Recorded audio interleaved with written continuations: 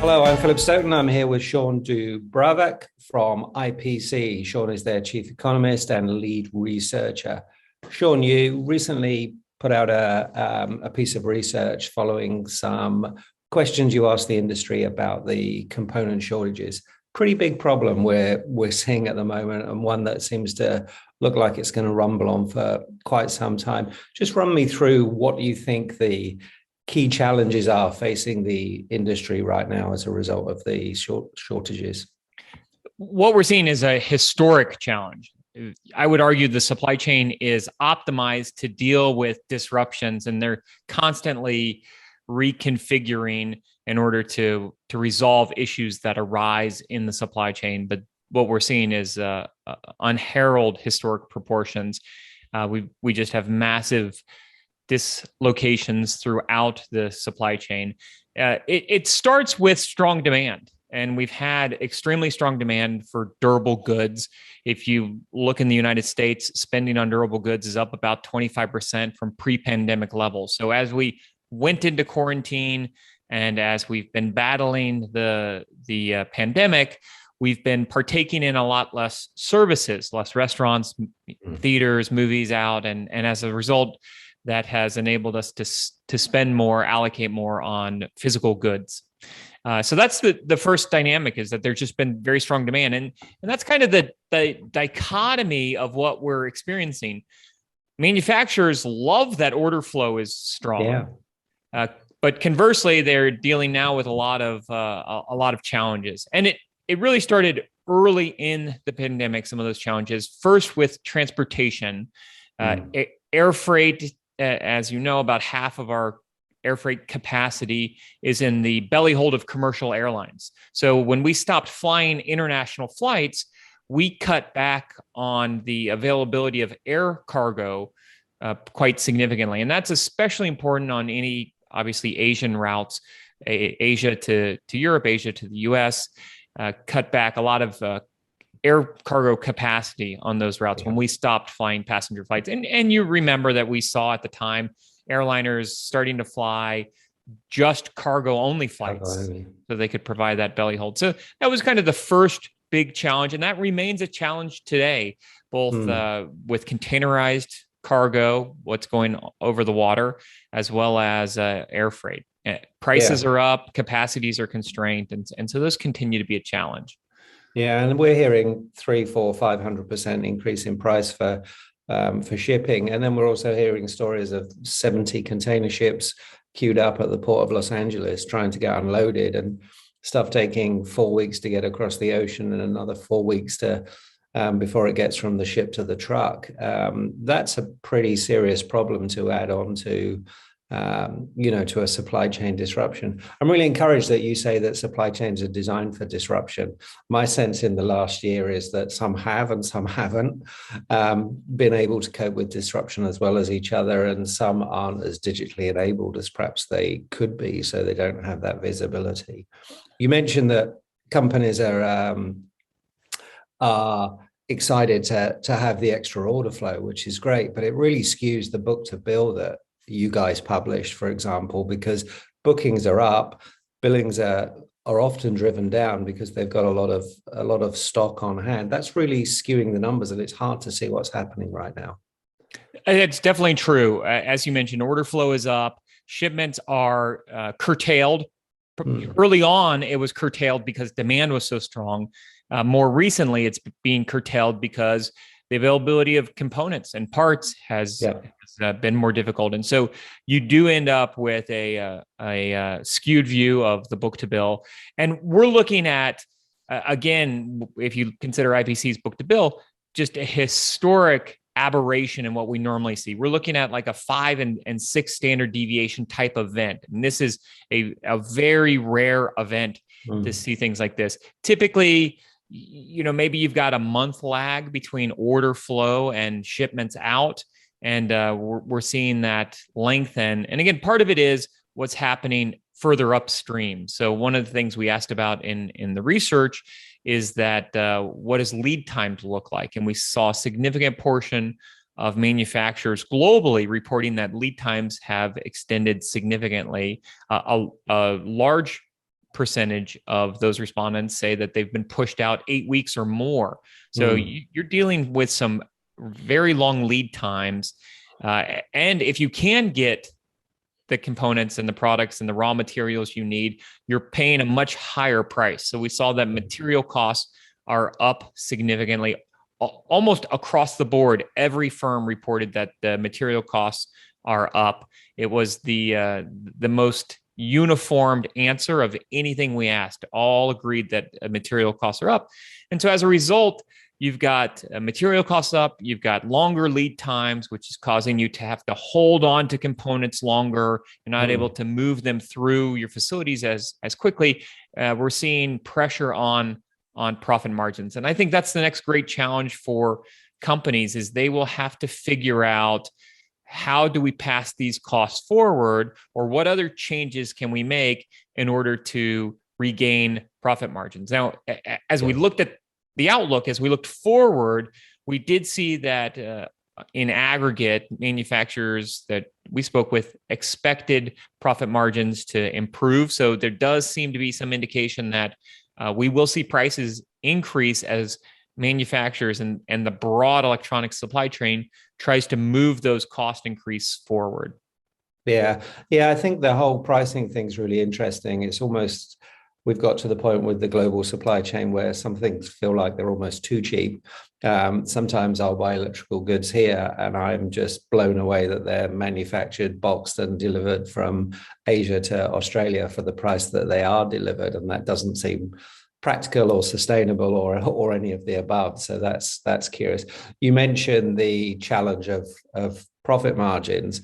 And that's, if you look specifically at the EMS industry, there's a big issue there, and the challenge of how that gets passed through to brands and what they have in their contracts and what they've negotiated there. It really puts a bit of a strain on those relationships, doesn't it, right now? It's difficult to, those that have really strong partnerships are perhaps doing well, but I think I've heard cases where OEMs are saying to EMSs, hey, this is your problem, not ours. But from EMSs, that the component prices of some components are going up 5 or 6-fold. Do you see that as something that's really, really testing that business model, that relationship between the EMS and the OEM? It's definitely testing the relationships, and it will require changes in order for some of these relationships to be ongoing, to be long-term viable relationships for both parties. There will always be the case that OEMs will attempt to put pricing pressure on their suppliers, and that happens throughout the whole supply chain. And it isn't to an extent unreasonable. It's the same thing we as consumers do to retailers wanting to get more for less. And so the pressure starts with the very last consumer and moves all the way up the supply chain. But at the same time, to keep these businesses viable, they will have to be concessions, and they will have to work with each other. And the OEMs ultimately will have to, they're getting pressure from retailers, so they'll have to increase their prices as well. The good thing is there's been a tremendous amount of stimulus here in the US. Obviously, incomes are up significantly. Household net worth is at historic levels. So there is the ability to pay, and thus far, consumers seem willing to pay in the face of higher prices. So I think there will be the ability to pass some of these price increases on. But to your point, it does require a re-vetting of that relationship and reconfiguring that relationship. Yeah, there's some real renegotiation going on there. So let's explore some of the ways EMS companies, but also brands are looking at to resolve the issue temporarily rather than long-term solutions. You talked about lead times growing by 7, 8, 9 weeks. We're hearing some instances where it's 20 weeks plus. And then they look at respinning designs. Are you seeing much of that? Have you heard much of that from brands that they're actually saying, hey, we can only use the components that are available. Let's manufacture with those? Definitely. I think businesses are looking at that. Clearly, you see it from the auto sector as they've dealt with a chip shortage and then a broader shortage. They've looked at what can we do to continue to ship this vehicle well, this one component is in short supply, and so they're looking to make those adjustments. And I think likewise, other companies will look to make those adjustments as well. Even things as simple as lowering the packaging size and weight can improve profit margins because transportation costs are high. So I think you'll see them look to making even small changes like that. How do I change the way I ship this in order to better optimize in the current environment? Yeah. And then the other thing we see in this environment, and it happens every time there's a shortage or a disruption in the supply chain, people go out into what you and I probably call the gray market, or they go to brokers or resources that they haven't perhaps vetted as well as they could or haven't regularly used. And we get this high risk of counterfeit or maybe components that haven't been stored as well as they could be. Is that something you see as one of those kind of knock-on underlying challenges from this issue? We're definitely seeing companies go to the broker market as they seek supply. And, distributors are also trying to help their customers. I'm seeing a few things that look a little different than they might have in the past. There's always the concern in these type of environments of double booking and double orders as companies go out to more suppliers to try to get access to the components that they need. I'm hearing from some that distributors have made commitments to only satisfy the orders of their existing customers, so they're not taking on essentially new customers, and so that's one way that they're trying to protect their that partnership. I'm also hearing stories that they're looking at what they bought a year ago or 2 years ago, and they're allowing for maybe some marginal increase. Wow. But because there's allocations taking place, I think you're seeing them, be a little more cognizant of that. And so they're only allowing for a certain amount of growth, or in some cases, no growth at all in orders, in order to guard against stockpiling, to guard against double booking, other things like that. Yeah, I think we have a stockpiling and double booking problem, and we'll come back to that because I think when we look at the solution and timeline, that might be an issue as we get to that timeline. How long do you expect this problem to go, and what do you think the solution looks like? What's going to change that's going to allow more components and allow easing in the supply chain? I think there are a couple of things that could play out. I think what we were anticipating was that the back half of the year would see the economies open more widely. Consumers would go back to some of the services that they had foregone. And as a result, there'd be a little less demand for some of the physical goods that, and durable goods that we've been buying. That hasn't quite materialized as we had anticipated. Obviously, Europe had a hard time getting back up and running and had a couple of, set-ins there as they kind of moved back into quarantine. The US looked like they were set to rise. They obviously had early vaccination rates, but that wasn't sustained across the whole country. And then they had a reemergence of COVID thanks to the Delta variant, which caused people to move away from some of those services. So, one piece that would bring this relief is a little bit of relaxation in the demand. I think that will happen, that will materialize, especially with some of the durable goods that have longer lifespans. There's high demand for autos today, but how many cars are we going to buy in a short period of time? So that will eventually play out. And then, you mentioned one potential scenario, and it's looking at how do we take advantage of the resources that we do see available to us. Can we change a product? Can we introduce a different product? Perhaps that helps as well.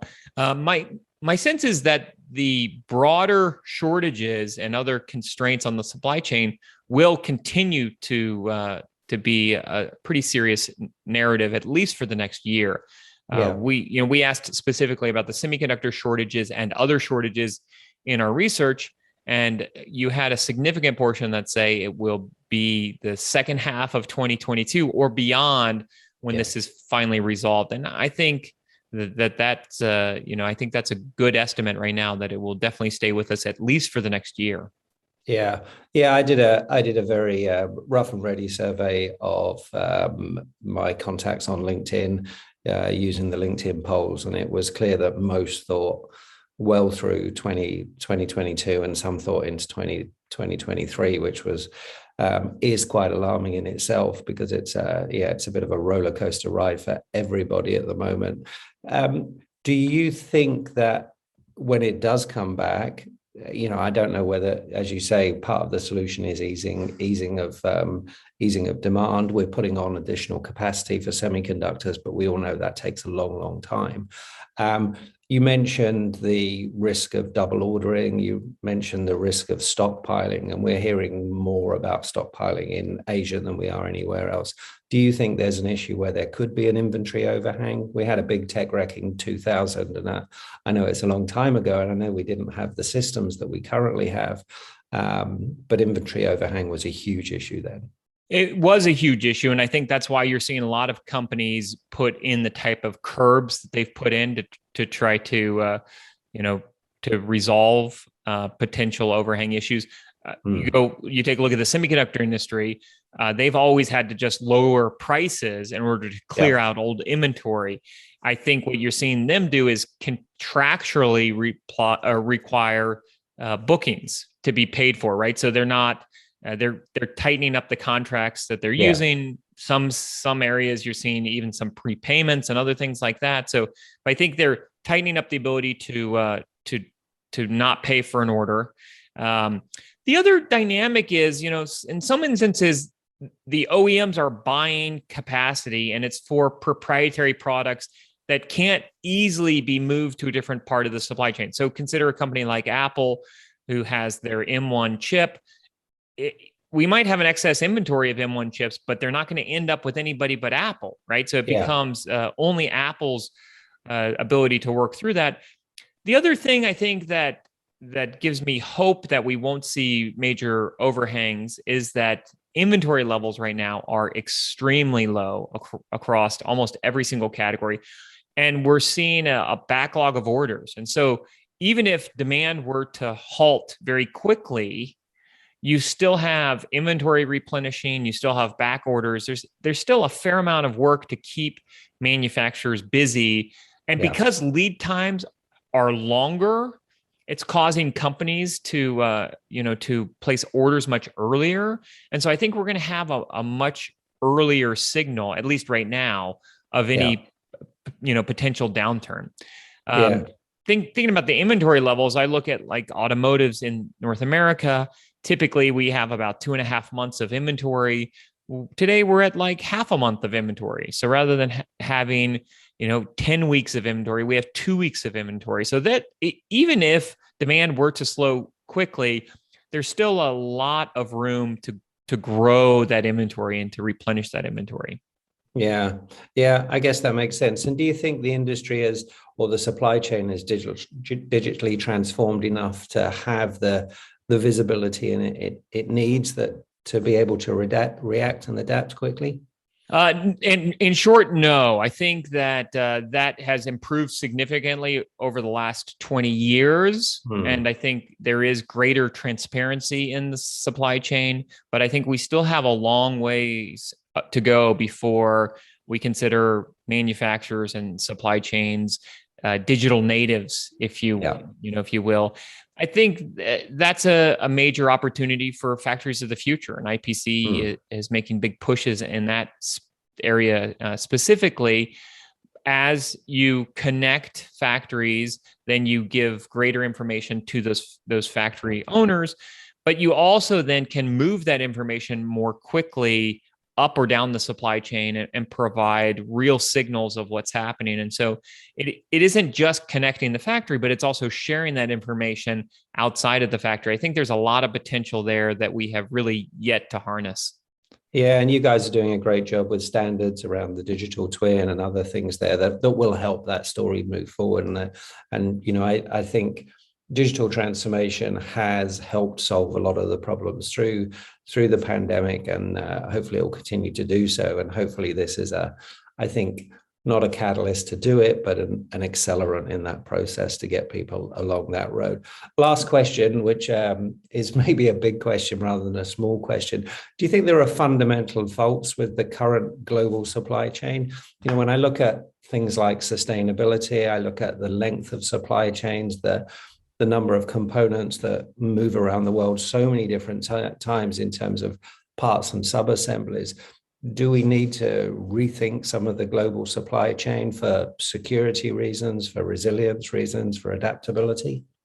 I think that we do, but I also think that it is happening. And really, I think it is always happening. So as much as supply chains are optimized for disruption, the disruption does provide new learning. And that new learning is reincorporated into the supply chain. Sometimes it takes some time. But you know, another big factor here is the change in tastes and preferences of the consumer. So I take a look at what's happening in the fashion market, where we've really moved away from a spring line and a fall line, and things are, you know, weekly drops. If you just take a look at Nike, and they have different model shoes that they're releasing every single day through their app. Now, they can't really afford to have that on a boat for 4 weeks and then have it, you know, locked up in a terminal somewhere. They need to be able to produce that relatively quickly, get it out to the consumer very quickly. And so I think they're already have rethought some of their supply chains about localizing some of it to the end market that they're serving. I think there's a lot more that will happen there. So I do think that supply chains are optimized for their current environment, but the current environment is changing, and the future environment most definitely will be very different than where we are today. And so that will require some changes. These will require investments, you know, and because some of these are long-lived assets, it takes some time for that capital to be redeployed. As much as people talk about, oh, you know, people are picking up factories and moving them, it really isn't quite so simple or quite so easy. Yeah. And the other great challenge that we picked up in our research is that companies are reporting very strong labor shortages and that dynamic. So that will also be an element. How are they going to respond to labor shortages? We asked how they were responding thus far, and it's, you know, they're looking at higher salaries. They're looking at greater training and retention. They're looking at upskilling other workers. So there's some of that, but that will also have a major influence on where we manufacture in the world, and what we manufacture is the availability of skilled labor. And that, you know, the labor narrative is also changing. The type of worker we need today and the type of worker we will need with the factory of future are very different than the type of workers we had 50 years ago. Yeah, no, you're absolutely right there, Shawn. And that feels like episode 2. There's a whole debate around, you know, the role of automation in that argument, the role of education. And again, it's something that IPC works very hard in and does some amazing work. And we will park that one and discuss that one at a further date, because that'll add another half an hour to the show if I get into that. Shawn, thanks for your time. Thanks for talking to me. As I mentioned before, big fan of your work, your books, the presentations we used to enjoy in the press gallery at CES. So really appreciate what you're doing at IPC right now and what you're doing for the industry, and appreciate you taking the time to chat to me today. Thank you. Well, thanks so much. It was great to join you, and I look forward to our next conversation.